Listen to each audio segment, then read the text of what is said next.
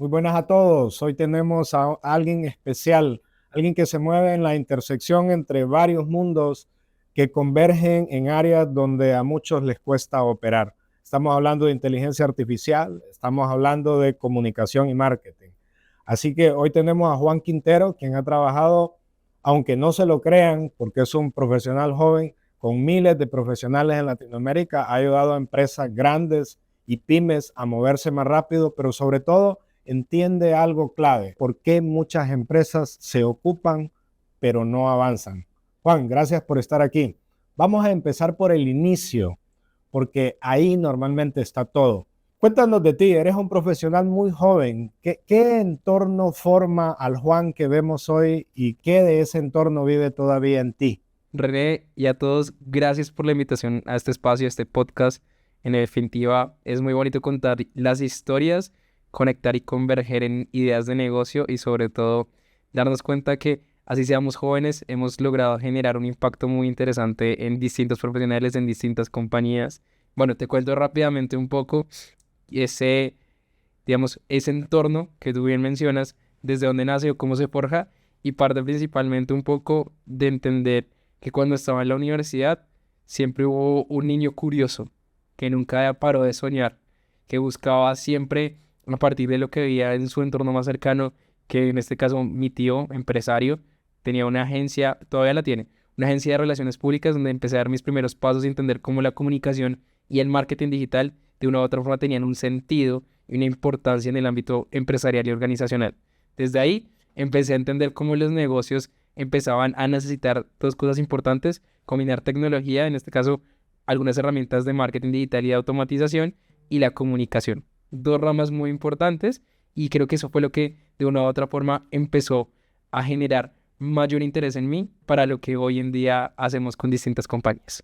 Para quienes no saben, Juan está en Colombia, radica en Bogotá, pero se mueve por diferentes lugares de Latinoamérica.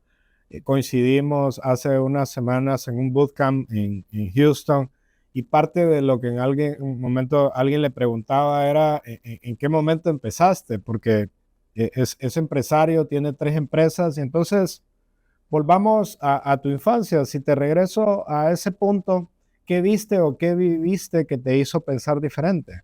Bueno, creo que una de las cosas que siempre empecé a ver y entender era que yo me considero a mí mismo una persona soñadora, ¿sí? Entonces, que los sueños habría que verlos de una forma diferente en cómo hacemos las cosas. Entonces, mientras yo era, por ejemplo, estudiante en la universidad, al final trabajaba con empresas grandes de Colombia, del top 100 de Colombia, y también dictaba clases para gerentes que incluso trabajaban en marketing digital, mientras yo era un niño, literalmente, y estudiaba en la universidad. Entonces, en las mañanas iba a clase a ser estudiante y en las noches les dictaba clases a gerentes de compañías. Que empecé a ver diferente, o que empecé a entender y a darme cuenta que podía ser algo que me permitiría cumplir los sueños que hoy en día, gracias a Dios, son realidad. Es que empecé a ver que no había un límite en ser joven y poder darle soluciones a quienes hoy en día estaban generando negocios. Y creo que eso ha sido como lo que me ha generado ese motor y esa conexión con lo que a hoy damos como soluciones. ¿Hay algo de esa historia que la gente no ve y que explica mucho de quién eres en la actualidad, Juan? Creo que sí, las personas ven a un Juan seguro, muy seguro de todo lo que hace, lo que comenta, lo que comparte, pero siempre hubo un niño que tenía miedo, yo lo llamo así, porque era muy joven, ¿no? Y de una u otra forma, es esa persona o ese niño que estaba ahí en el interior que tenía mucho miedo, se dio cuenta que avanzar con miedo era la clave para poder hoy en día tener lo que tenemos.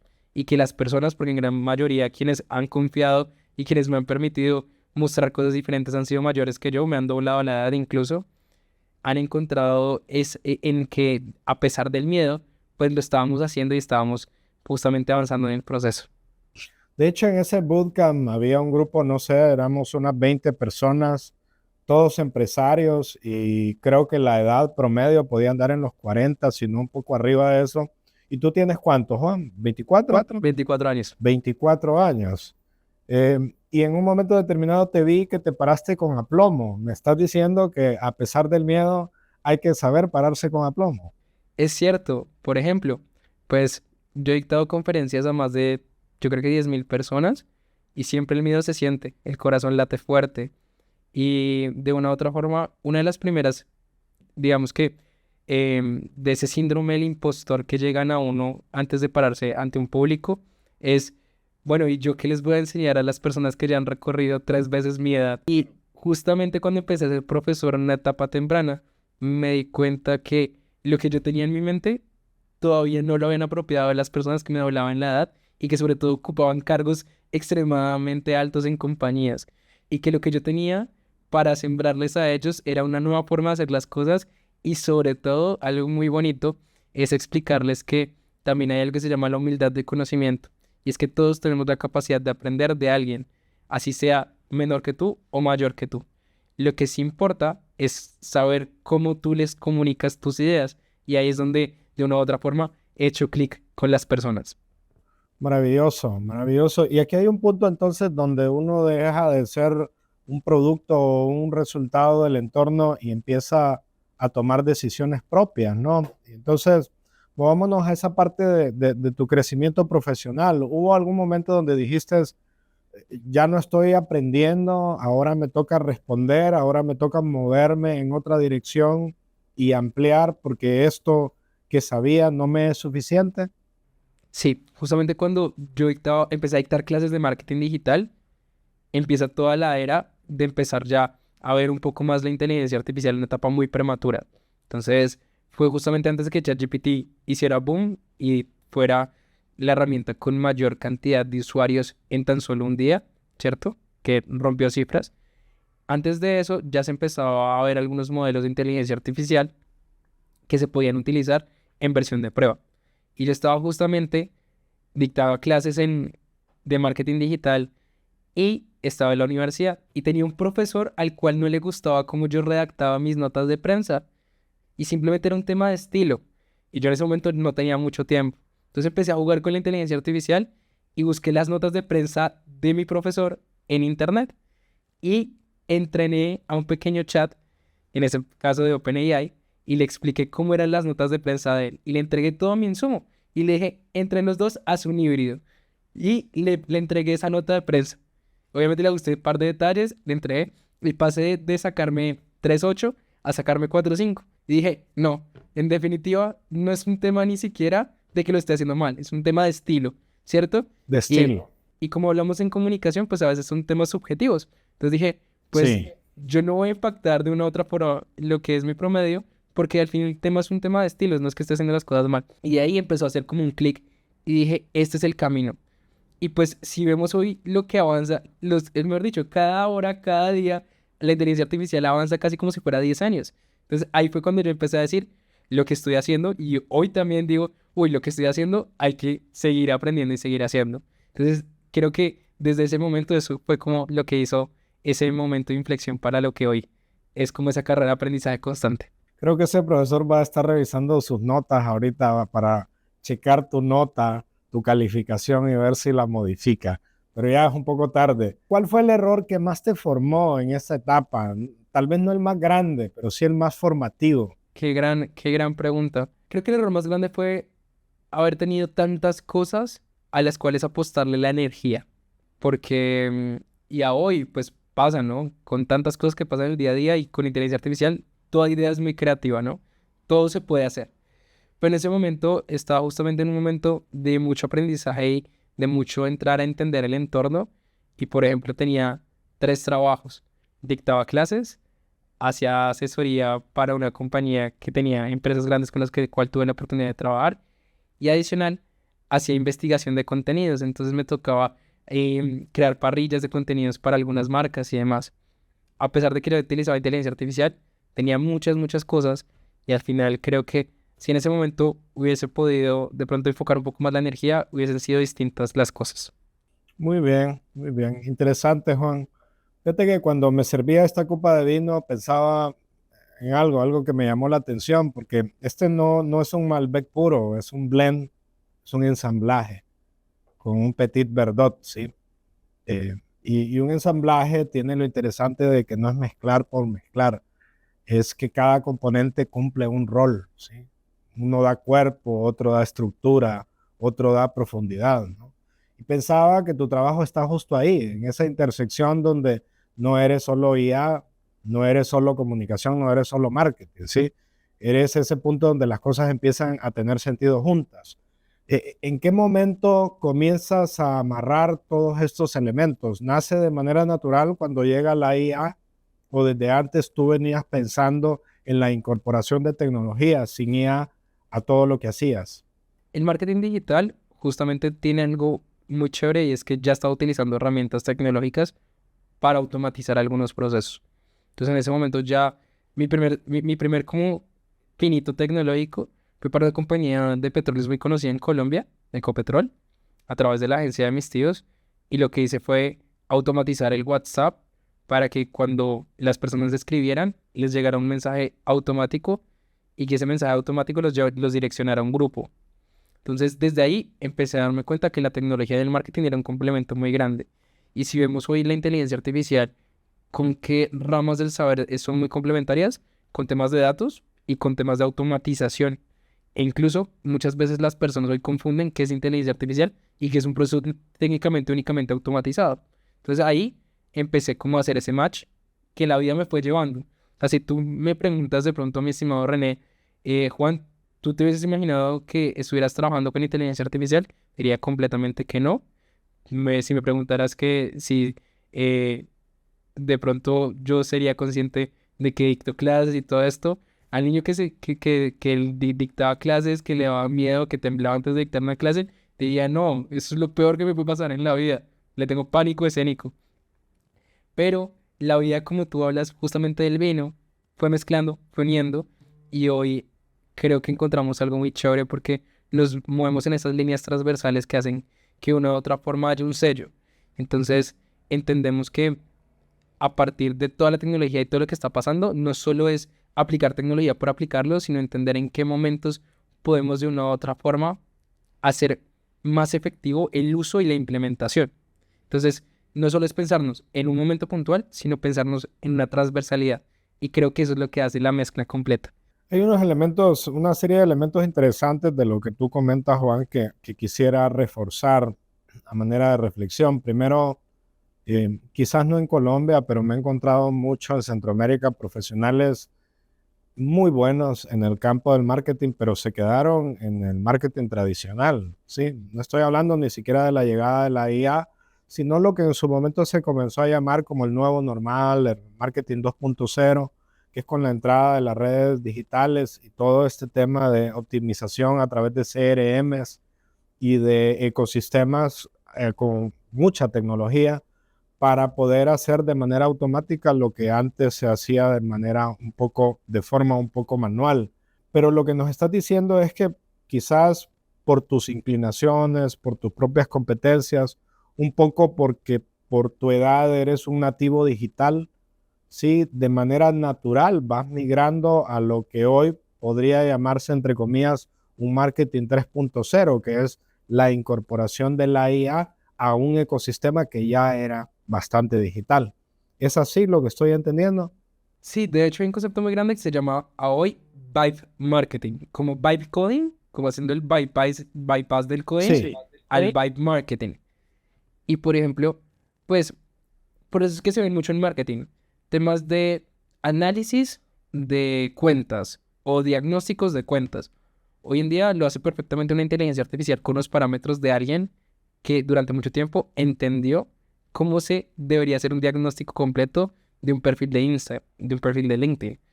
Y hoy, por ejemplo, sin saber programar, cualquiera de nosotros, yo incluso, si ustedes me preguntan, Juan, ¿tú sabes programar? No, pero con inteligencia artificial sí puedo hacerlo.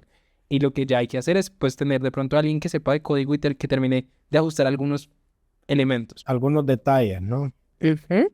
Entonces, ese marketing 3.0 termina siendo un marketing que yo lo llamo y lo llaman también algunos especialistas Vibe Marketing, porque nos permite hacer más con menos. Viene también de una premisa que ha sido muy tendencia antes de que habláramos de inteligencia artificial y marketing como un complemento, que era el growth marketing. ¿Cómo hacemos más con menos? Porque si somos muy sinceros, en las organizaciones que pasa, tenemos equipos de transformación digital, tenemos equipos de marketing digital que son muy grandes, pero que al fin y al cabo siguen haciendo lo mismo.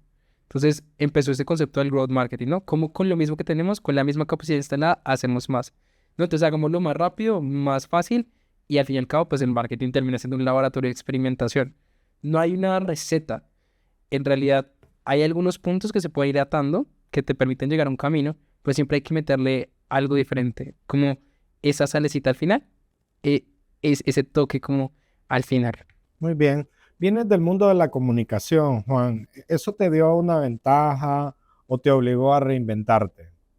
Como un poco para consolidar lo que te estaba mencionando respecto a la comunicación, creo que sí, me ha traído una ventaja grande y es, en perspectiva, entender muy bien que la comunicación es el arte de entender a tu interlocutor y poder entender qué necesidades tiene y cómo tú le puedes dar una solución. Y eso es lo que me ha permitido hoy, por ejemplo, ser el cerrador número uno de mis compañías. O sea, si tú preguntas quién es el closer de ventas, termino siendo yo, pero es porque comprendo muy bien a través de la habilidad de la comunicación cuáles son los deseos que tiene mi interlocutor y a partir de eso le podemos plantear una solución.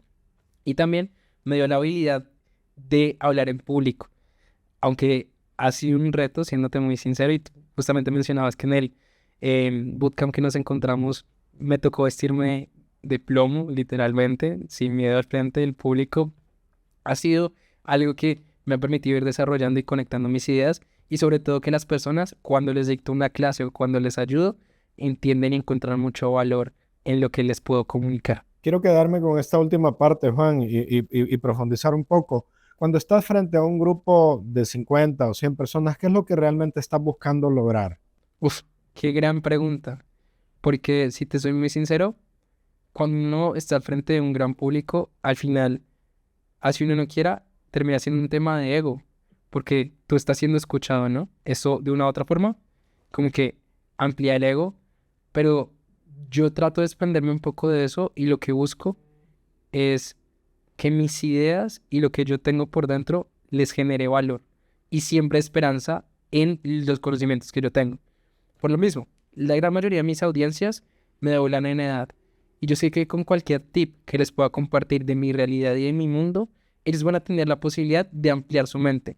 Y cuando amplían su mente, van a encontrar soluciones a problemas que ya tenían. Entonces, lo que yo busco en los espacios es mostrarles un poco mi mundo y que ese mundo genere conexión con lo que están viviendo hoy. Porque la gran mayoría o son emprendedores o son empresarios. Y cuando ven eso, encuentran que si hay algo que se puede cambiar, que se puede modificar y que se puede hacer. Muy bien, entrando en el plano de la IA, Juan, ¿qué creen las empresas que es la IA y que está completamente errado?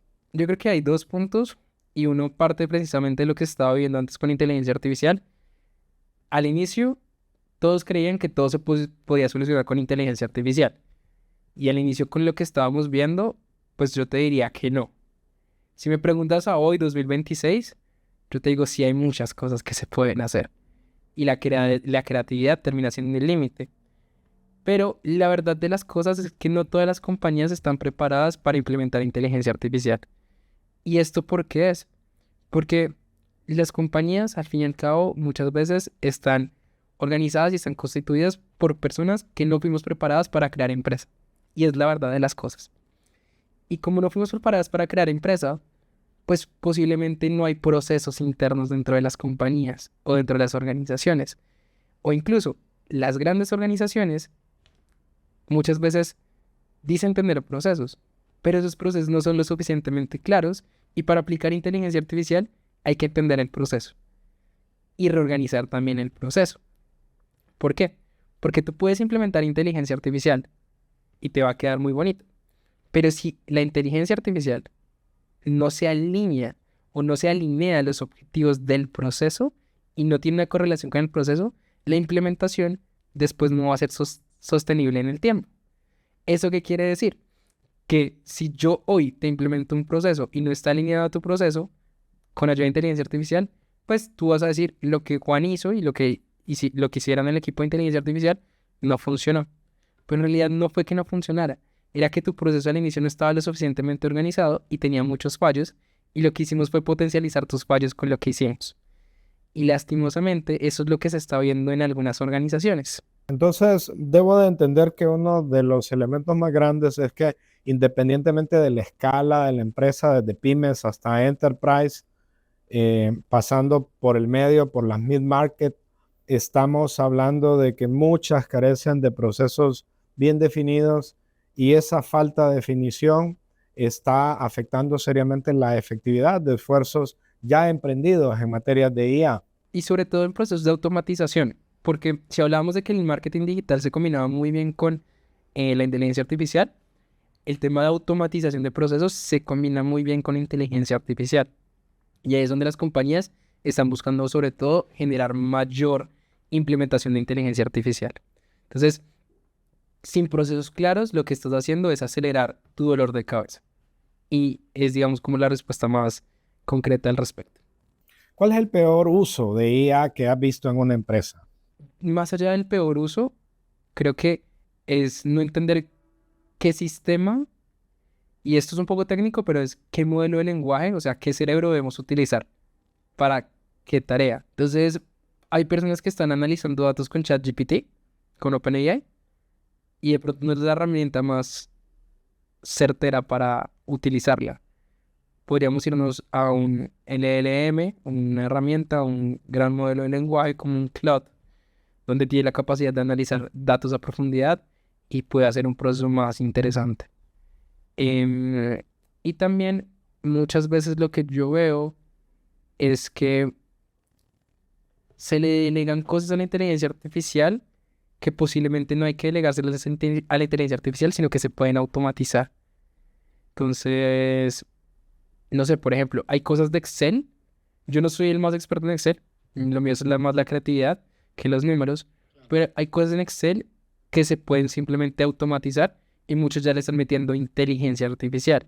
Entonces, no es necesario a veces meterle una inteligencia artificial, sino simplemente es un proceso automático que incluso con una fórmula se puede solucionar. Es como esas cosas que me he encontrado, la verdad. Yo soy un gerente hoy y escucho este podcast con Juan David Quintero sobre IA. Mañana a las 8 de la mañana, ¿por dónde empiezo con el tema de IA si nunca lo he tocado? Yo creo que lo mejor que puedes hacer es entender qué es la inteligencia artificial. Y viene un concepto muy grande. Es la capacidad de una máquina de hacer tareas que hacen los humanos. Y con ese concepto, ya claro, empezaría a entender hoy yo como gerente qué tareas tengo. Yo como gerente, ¿qué tareas tengo? ¿Cuáles de esas tareas me quitan más tiempo? Y hago un checklist.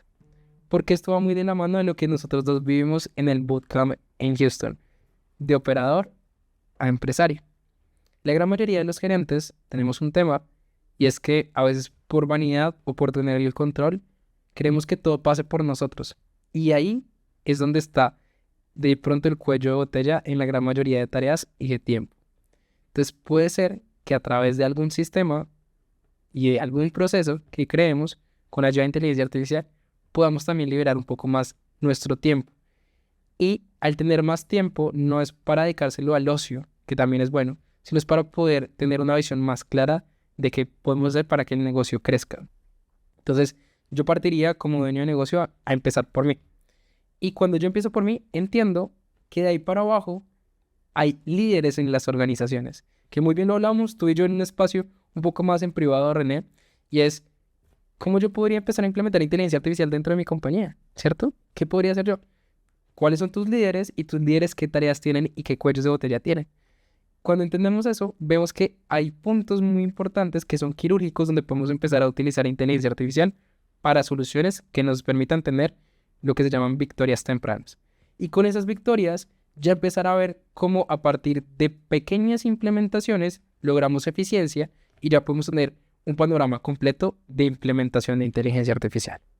Excelente. Tú has tenido ya una amplia experiencia en este tipo de implementaciones y hablaste de victorias tempranas. Eso pues me lleva a entender que has encontrado patrones, digamos, de cosas que de alguna manera se repiten, porque aunque las empresas estemos en diferentes verticales, al final la naturaleza de las actividades sigue siendo muy parecida, ¿sí? Aunque el producto y el sector industrial en el que estemos sea diferente. Entonces, ¿has encontrado tareas específicas que dices, estas tareas deberían de automatizarse primero para cualquier empresa ¿Podrías enumerar algunos ejemplos? Sí, claro, y de hecho hemos encontrado soluciones que hoy en día se vuelven un poco estándar en grandes compañías dependiendo de la industria.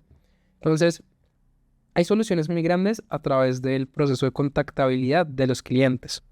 Muchos clientes hoy se pierden en un WhatsApp y es porque los primeros 3 minutos no se les responde a un cliente.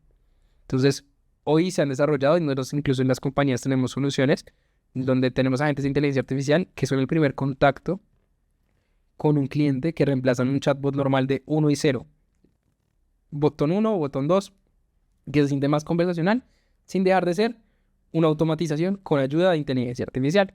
Entonces, empezar a entender el cliente y perfilarlo, hacer un setter de ventas, es una solución que se vuelve transversal a todas, porque al fin y al cabo, y es la verdad, cuando hacemos procesos de adquisición de clientes a través de redes sociales, generamos anuncios, generamos campañas, también en contenido orgánico, pues muchas personas se interesan, pero posiblemente no son nuestro cliente, no es quien nos va a comprar. Entonces, en esa etapa se pierde mucho tiempo y se pierden muchos clientes, entendiendo si de verdad es un cliente calificado o no para nosotros. Entonces, cuando ya se califica muy bien el cliente, un agente de inteligencia artificial que ha venido manejando la conversación tiene la posibilidad también de generar un agendamiento ya con un vendedor para tener el famoso one-to-one, donde ya ahí sí se setean todas las expectativas del cliente y se genera un proposal o directamente una propuesta comercial. Esa es una de las soluciones. También hay un tema, por ejemplo, el tema de facturación. Los equipos de facturación a veces carecen de eficiencia y no es porque de pronto sean perezosos, es por el volumen que tienen. Entonces, imagínate que tú ya empiezas a tener un asistente a través de tu WhatsApp o a través de Telegram en tu celular y le dices, oye, yo quiero facturarle a René, a su compañía tiene esta identificación fiscal, tan, y el valor de la factura es de tanto. Ah, listo. Ya automáticamente te envía un mensaje y te envía un preview de la factura. Y tú dices, listo, está perfecto, se puede enviar con la información completa de René. Y eso se conecta a sistemas que ya son contables. Entonces, temas como estos en facturación también se ven mucho. En temas de contabilidad, soluciones, por ejemplo, en organizar temas de nómina, e incluso los balances financieros, obviamente utilizando herramientas donde se proteja también temas de información que es sensible, porque los números son sensibles, ¿cierto? Las compañías son sensibles. También se tienen gran posibilidad de automatización y de optimización de procesos con y sin inteligencia artificial. Termina haciendo automatización y en algunos momentos le conectamos inteligencia artificial para poder, por ejemplo, preguntarle, oye, ¿quién es mi vendedor estrella? Oye, ¿cómo voy en cartera? Entonces ahí empezamos a encontrar un valor muy interesante. Y hay un patrón que yo creo que es más humano y a veces las personas y los gerentes quieren encontrar respuestas rápidas a las preguntas y el equipo está ocupado en temas operativos, ¿cierto? Entonces necesitan respuestas rápidas.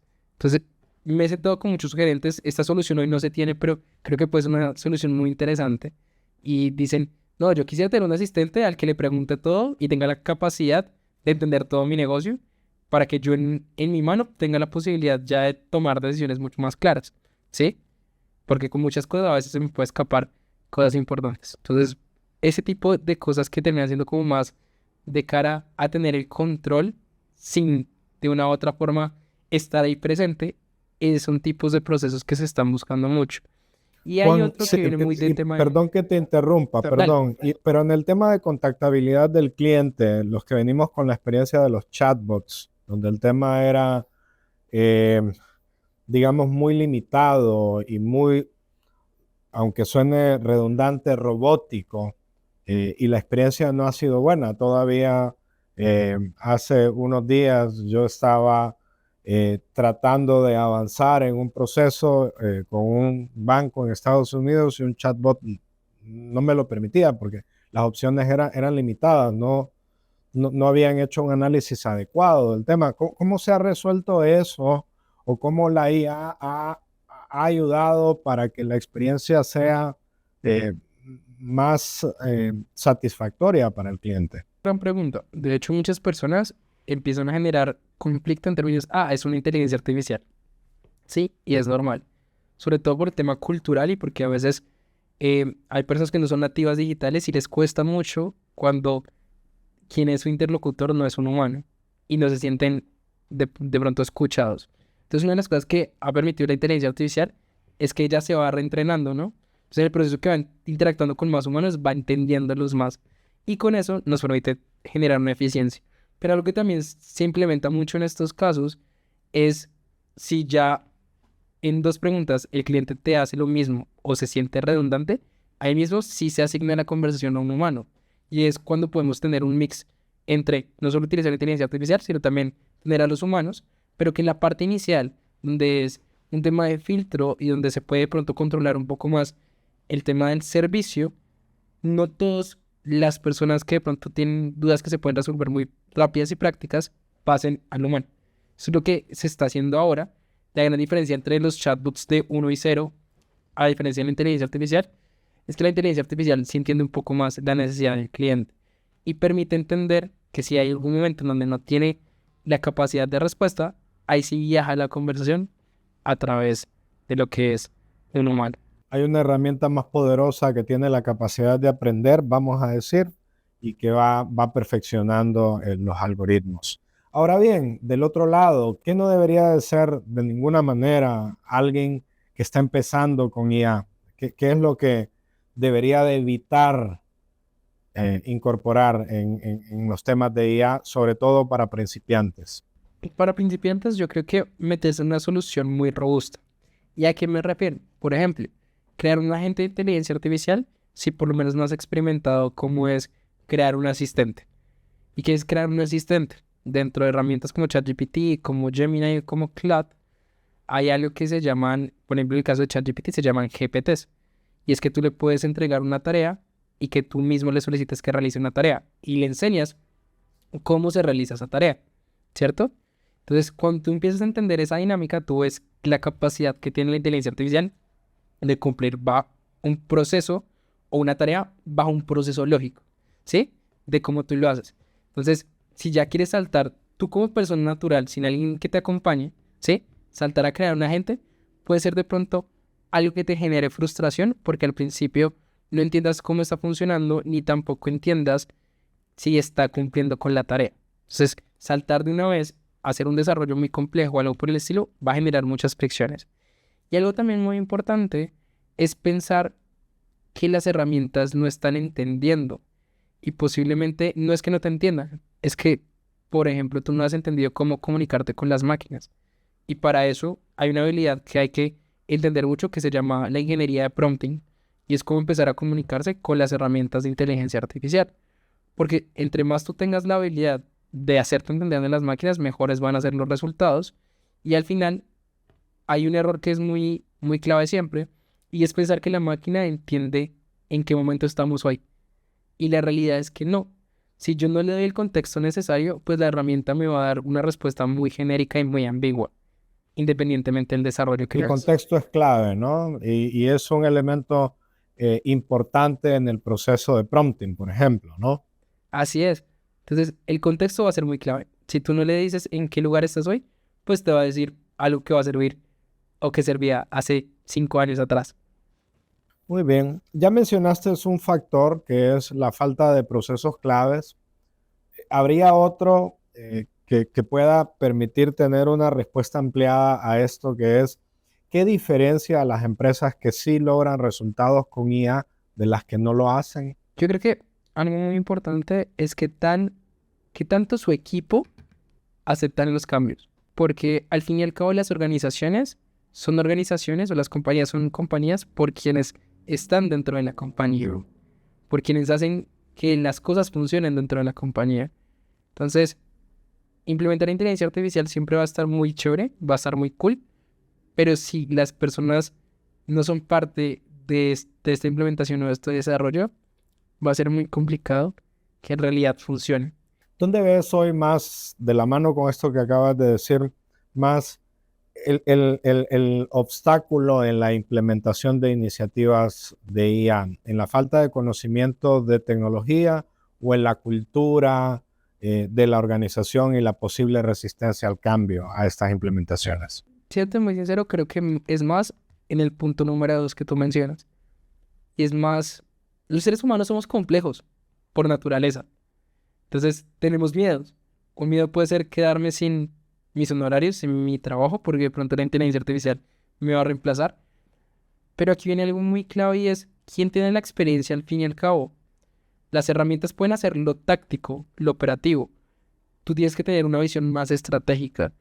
Y ahí es donde empieza a cambiar el tema de, la inteligencia artificial va a hacer todo, tengo que dejar de aprender. No, de hecho es el mejor momento para aprender. Porque entre más empiezas a ampliar tu espectro, más posibilidad de hacer cosas vas a tener, porque ya tú no vas a hacer, valga la redundancia del hacer, sino lo van a hacer las herramientas, los agentes de inteligencia artificial, las soluciones. Entonces, en realidad, el gran reto está en cómo potencializamos a nuestros colaboradores y que no sientan que la inteligencia artificial es una amenaza. Muy bien. ¿La IA viene a reemplazar procesos, Juan, o viene a evidenciar aquellos que nunca estuvieron bien hechos? Yo creo que los dos, porque al fin y al cabo es como meterle gasolina de avión a un carro. Entonces, sí, el carro no está preparado para la gasolina de avión y posiblemente se va a romper. O sea, en realidad, el 90% es que se va a romper. Y si el proceso no está lo suficientemente organizado, pues en definitiva, en el primer instante, va a estallar. Y por el otro lado, lo que nos va a permitir es darnos cuenta que lastimosamente si hay algunos roles que se van a reemplazar. Por ejemplo, en los parqueaderos, antes alguien te entregaba el ticket, ¿no? Ahora es una máquina que te entrega el ticket o una cámara escanea la placa y automáticamente se levanta la vara, ¿cierto? Entonces, hay algo muy importante y es que nuestros colaboradores sí deberían por lo menos generar generar un interés genuino en aprender esto nuevo, porque al fin y al cabo ellos son los que tienen el conocimiento, ellos son los que entienden cómo es la empresa, ellos entienden qué ha funcionado y qué no ha funcionado, ellos tienen el contexto. Ah, nos hemos dirigido mucho a ese público de empresarios que pueden estarte escuchando y tienen interés en cómo arrancar con el tema de IA o gerentes. Pero en este punto al cual hemos llegado, quisiera que habláramos sobre ese grupo de personas que están empleados en una compañía y de los cuales acabas de hablar y que tienen miedo a ser reemplazados por la IA. Se oye de todo y hay voces robustas. Yuval Noah Harari, por ejemplo, que es el escritor de Sapiens, es yo no diría un detractor, pero es una voz muy fuerte para decir cuidado con la IA, ¿sí? Cuidado con la IA. Y entonces, sin llevarlo a escenarios apocalípticos donde tenemos a Skynet tomando el poder del planeta y las máquinas tomando el control, hablemos hoy de esa persona, de ese empleado que está escuchándonos y que tiene miedo de perder su trabajo porque la IA lo va a desplazar. ¿Qué consejo le das? Esto es un mensaje más motivacional y este es el mejor momento para dejar que lo táctico lo haga la inteligencia artificial o lo operativo y empieces a tener más tiempo para lo que te gusta. ¿Eso qué quiere decir? Que posiblemente lo que tienes que hacer es aprender un poquito más de otras cosas que te gustan hacer y que lo que haces hoy dentro de una organización, tú ya simplemente lo puedes supervisar. Es el momento donde tú mismo puedes tener un propio empleado. Y lo mejor de todo es que ese empleado va a pensar igual que tú. O sea, de pronto no va a tener muchos reprocesos. Al inicio sí, pero una vez lo entrenes, ya de para adelante va a funcionar casi que en automático. Es el mejor momento para aprender nuevas cosas, pero también para darte cuenta que de una u otra forma tienes la capacidad tú mismo de tener a alguien que te ayude y que sea tu complemento en el trabajo. Es lo que yo les podría decir, un mensaje motivacional como por ese lado.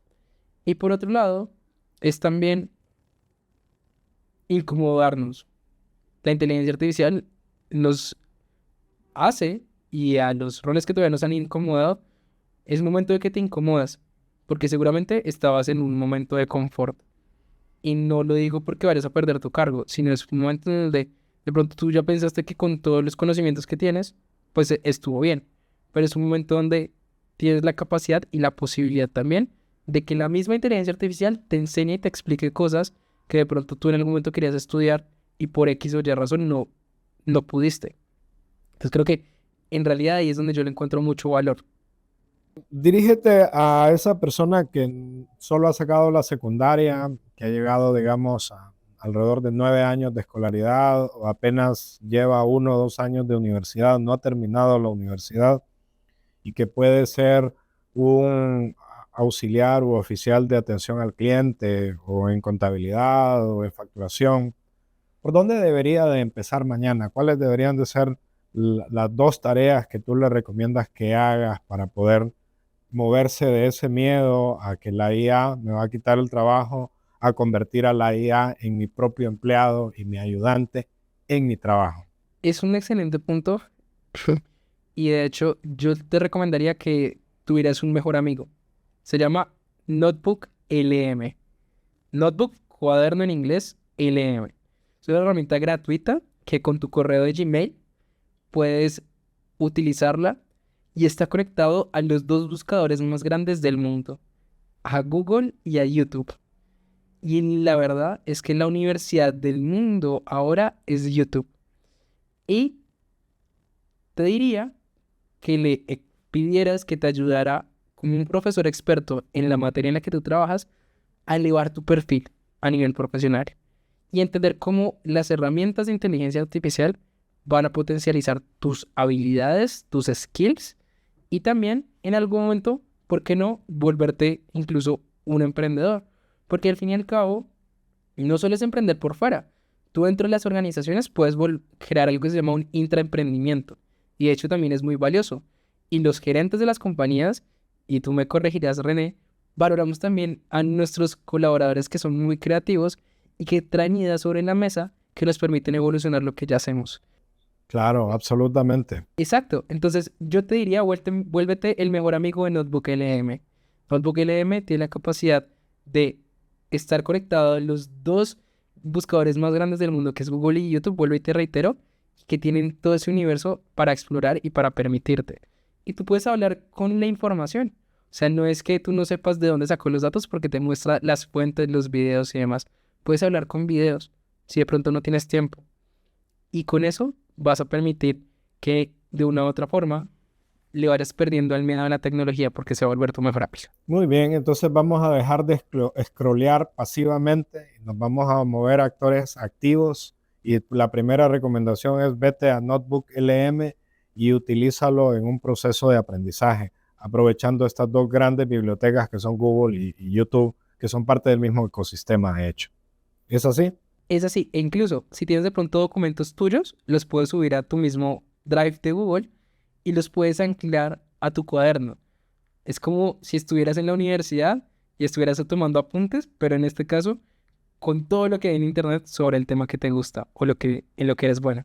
Muy bien, perfecto. Para el final te voy a molestar con un pequeño prompt que lo vamos a agregar al podcast para que la gente lo pueda tomar y pueda arrancar por ahí. ¿Qué está sobrevalorado hoy en IA? Mis amigos de OpenAI de pronto me regañarán, pero yo siento que a hoy, 2026, OpenAI de una u otra forma se ha quedado un poco atrás. Y está, todo el mundo lo conoce, pero en realidad hay cosas muy brutales como Notebook LM, como el mismo Gemini lo que está haciendo, o incluso el mismo Cloud con lo que está haciendo y desarrollando. Entonces, creo que de pronto es el más conocido, pero no es el mejor. ¿Sí? Fueron pioneros y se han ido quedando un poquito rezagados. ¿Y qué está subestimado en IA? Uy, qué gran pregunta.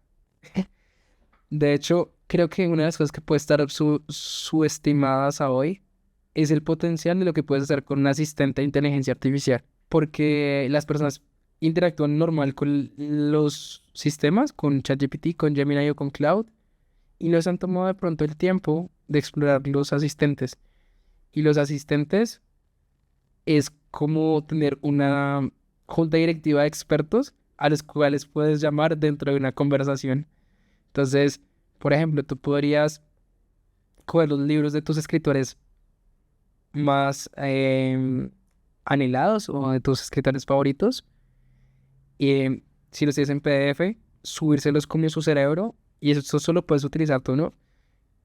No podrías compartírselo a nadie más y empezar a llamar a las grandes mentes que en algún momento han impactado tu vida para que te ayuden a tomar decisiones. Sumamente interesante.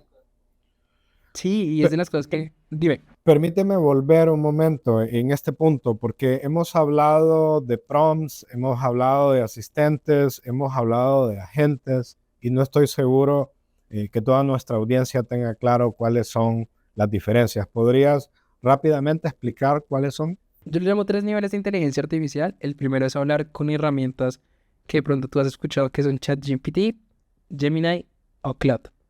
Esto técnicamente son grandes cerebros que permiten a través de mucha información con las cuales han sido entrenados, hagan de cuenta que ustedes van al gimnasio y hacen muchas repeticiones. En este caso no es hacerlas con máquinas como tal de ejercicio, sino con información que hay en el mundo. Y con esa información ellos han entendido cómo piensa el humano, pero también cómo puede darle respuestas a los humanos a partir de todo el conocimiento que tienen.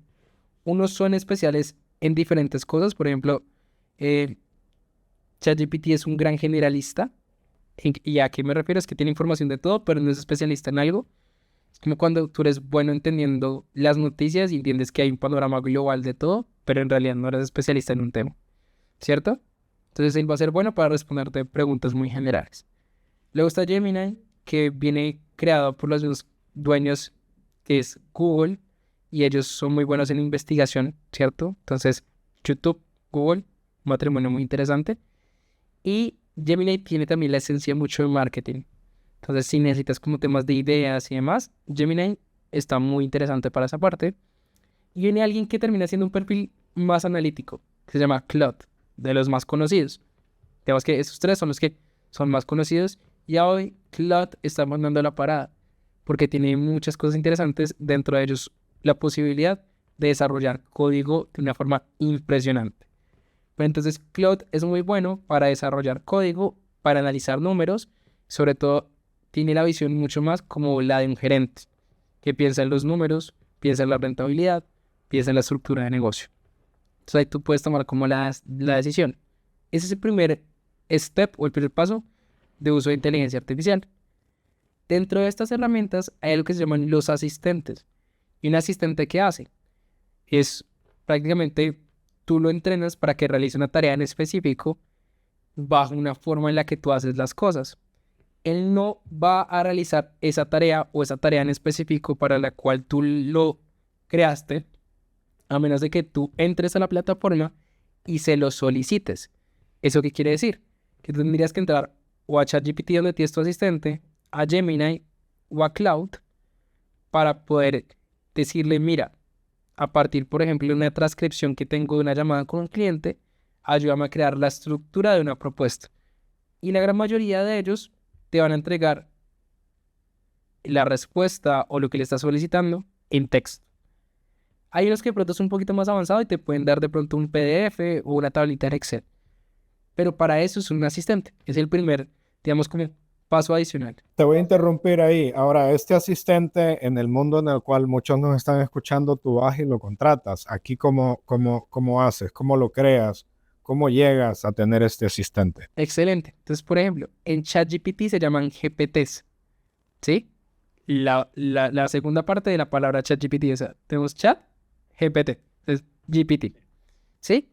Esto se puede hacer en la versión de la suscripción paga Go y en la versión de suscripción paga de $20.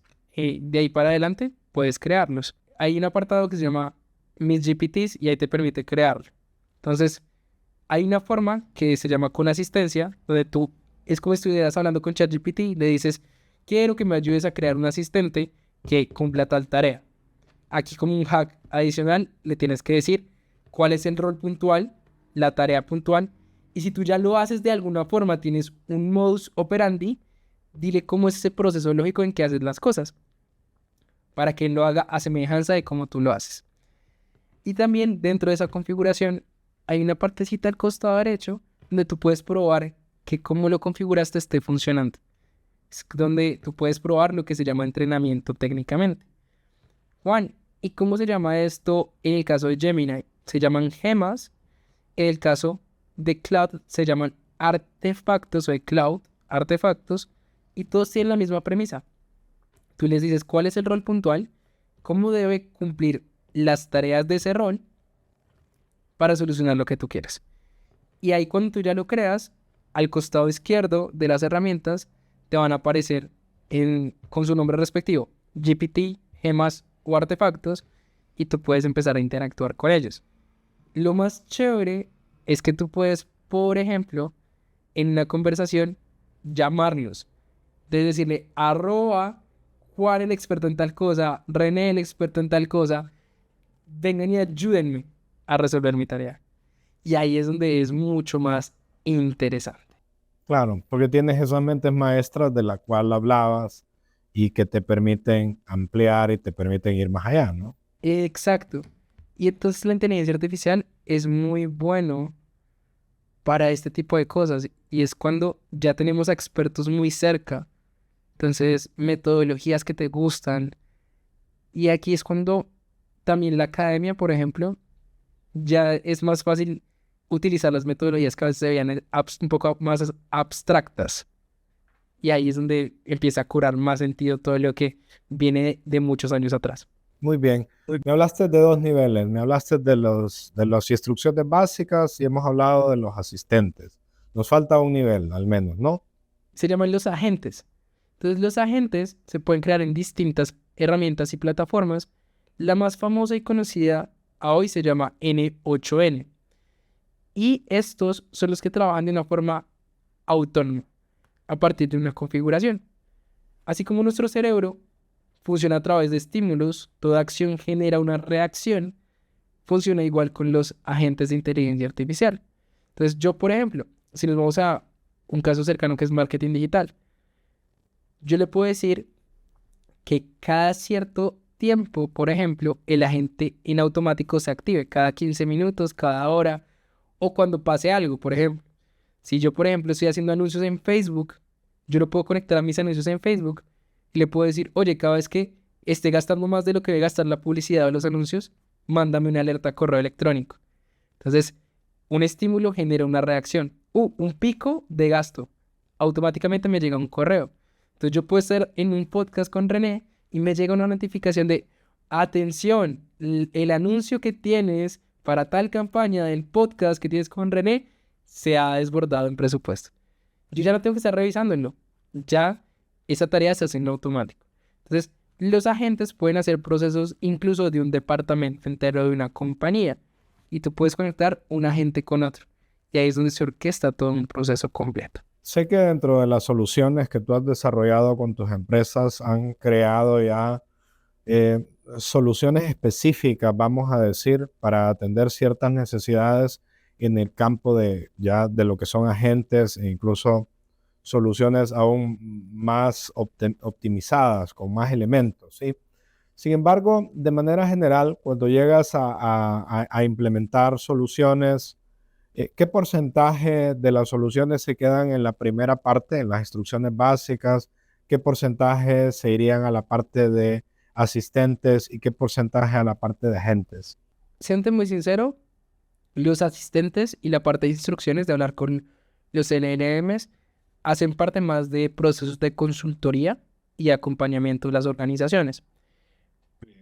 Cuando entramos ya con un requerimiento, nosotros entramos de una vez a crear un agente de inteligencia artificial. Muy bien. Y ahí es cuando empezamos ya a crear una solución como tal. Obviamente, entendiendo que la persona es consciente o el equipo es consciente del proceso que tiene. De lo contrario, muchas veces decimos, en este caso, pues es importante que el proceso esté estandarizado para poder ayudar. En otras palabras, me imagino que también como parte de estos procesos de consultoría hay una etapa de formación donde los usuarios sí se quedan, digamos, con los niveles 1 y 2, ¿no? Con la parte de las instrucciones y con la parte de asistentes, y ustedes ya se van y desarrollan la parte de agentes, pero ya tienen usuarios que están más familiarizados y que pueden aprovechar más las herramientas de IA. ¿Así sería? Así es. Todo, digamos, el gran secreto de lo que hacemos hoy es que todo parte de la educación. Entonces, después de dar una conferencia, después de enseñarles un poco, ellos ya de una otra forma empiezan a tener conocimiento y ya después llega un proceso de lo que es un desarrollo. Nos movemos a una sección siguiente, Juan, donde te voy a hacer preguntas si vas a escoger de dos palabras una de ellas, ¿sí? Disciplina o talento, Disciplina, velocidad o profundidad, profundidad, automatizar o entender, entender, aprender o ejecutar, ejecutar con conocimiento, startups o corporativos, startups. herramientas o criterio. Me quedo con herramientas. Muy bien, perfecto. Fíjate que de lo que acabas de comentar, una de las cosas que a mí me encantan y yo lo he oído de Jeff Bezos, que obviamente ha creado grandes enterprises, podríamos llamar corporativos, él prefiere decir, seguimos siendo un startup, ¿verdad? Yo creo que la energía, la velocidad, la pasión que encuentras en un startup, la cultura de emprendimiento, es algo que si se pierde en el camino, es un precio muy alto que no se debería de pagar. Así que coincido plenamente con eso. Tres cosas que alguien hoy debería de empezar a hacer si quiere crecer profesionalmente, Juan. Estoy muy en contra de algunas cosas o lugares donde capacito y dicto y yo creo que en ese momento vale la pena hacer un stop y entender qué te gusta, en qué eres bueno, en qué tienes conocimiento y de pronto no estudiar en academias tradicionales, sino empezar a hacer un aprendizaje de introspección y entender muy bien, a partir de tus habilidades, de tu conocimiento y de tu trayectoria, cómo puedes combinar la tecnología para poder hacer más con menos. Y es el principio del growth, que se combina muy bien con marketing, pero termina siendo también muy importante para el ser humano como tal. Y tienes una habilidad, tienes un talento, pero el talento solo se explota cuando eres disciplinado, cuando encuentras una forma o un conector como lo puede ser la tecnología para poder potencializarlo. Porque el talento solo va a ser bueno y te va a hacer brillar, pero con algo adicional que puede ser disciplina o puede ser una herramienta hoy en día, vas a tener un resultado diferente. Tres errores que estás viendo constantemente. Creo que sí vale la pena hacer una pausa y mirar el panorama, visualizarlo. Porque en este mundo tan acelerado de las startups y demás, no se es consciente de las pequeñas victorias. No se es consciente que cierras un high ticket porque estás buscando encerrar el otro. No se es consciente de los hitos que tu equipo ha realizado muchas veces porque siempre se están pidiendo la milla extra. Creo que es uno de los errores. Número dos, creo que de una u otra forma la ejecución le gana a la planeación. Sí hay que entender un poco el norte, saberlo y no perderlo, pero muchas, muchos roles que vienen de pronto de los corporativos vienen mucho de planear y poco de ejecutar. Hay que ejecutar más y bajo el espíritu del método Lean Startup, aprender rápido y sobre el camino ir mejorando. Que no he entendido a las malas, el que no conoce los números no conoce qué está haciendo. De acuerdo, de acuerdo. Un hábito que cambia todo, Juan. Lo estoy adaptando en mi vida, no ha sido fácil, nunca he sido una persona de hacer mucho deporte, pero cuando así incorporas un poco de deporte, de hacer ejercicio 20 minutos en el día o por lo menos 3 veces a la semana, creo que sí cambia, te oxigena. Y una de las cosas es que hay que priorizar la salud antes de cualquier otra cosa. Emprender está chévere, hacer cosas muy divertidas está chévere, pero tú eres el motor y si no tienes salud y no estás bien, en definitiva nada va a crecer. Sumamente interesante. He oído mucho ese consejo de gente que anda en los 50 y en los 60, todos jodidos y achacosos. Entonces, oírlo de alguien que está en 24, sano y eso, me gusta. Una decisión que acelera una carrera, Juan. Bueno, yo a mi edad diría que hacerlo con miedo. El miedo nunca se va a ir. Como lo mencionaba al inicio, dictarle clases a gerentes mientras era un niño, si se puede pues, denominar de una u otra forma, es hacerlo con miedo, entender que hay riesgos, entender que igual, de una u otra forma, todas las decisiones tienen una consecuencia. Pero cuando lo haces con miedo y cuando estás de una u otra forma claro de que va a haber algo adelante, hazlo. Es como ese mensaje. Muy bien. En un podcast anterior, en un episodio anterior, tuvimos a un medio tocayo tuyo. Tú eres Juan David, él es Juan Manuel, y dejó una pregunta para ti. Él dice, ¿qué te gustaría aportar en este podcast? Son dos. ¿Cuál es el valor que le das a este podcast para los que nos están escuchando? Para mí hay no sé si es un simbolismo y es si un niño lo ha podido lograr, porque al fin y al cabo los mayores me ven como un niño en muchas cosas. En esa conferencia de Houston hubo una empresaria que dijo, ¿el colágeno cuántos años tiene? Y nunca se me va a olvidar. Todos tenemos la capacidad de hacerlo desde que nuestra mente tenga la capacidad de visualizarlo. Y hay algo muy bonito y es que el tiempo te va dando lo que hoy te falta para lograrlo. Nunca vas a estar al 100% listo, em, pero la vida es tan bonita que te va a poner a las personas correctas en el momento correcto para que el camino tome el rumbo que necesitas, entendiendo que todos tenemos un propósito. Y el propósito más allá mío de enseñar o algo es sembrar esperanza, sembrar que si se puede, que la vida, a pesar de un mal momento que puedes estar pasando, tiene momentos muchos más lindos que te van a permitir coincidir con personas. Muy bien, muy bien. Ya en la etapa de cierre tengo todavía algunas preguntas que se me quedan y quisiera hacerte al menos un par. ¿Qué verdad te hubiera ahorrado años de tu vida, Juan? Hay una y es más a título personal y es, si las personas ya ven el potencial en ti, cree en eso. Porque a veces es muy duro en la etapa temprana de la vida, como soy joven, y creo que igual eso impacta en todas las vidas y en todos los momentos de la vida, darse cuenta que a veces uno no percibe el valor que las personas sí ven en uno, y es un valor muy grande. Entonces creo que es una de esas verdades. La segunda verdad es que tienes derecho a equivocarte, y está bien equivocarte siempre y cuando estés consciente de que no puedes cometer dos veces el mismo error, ¿sí?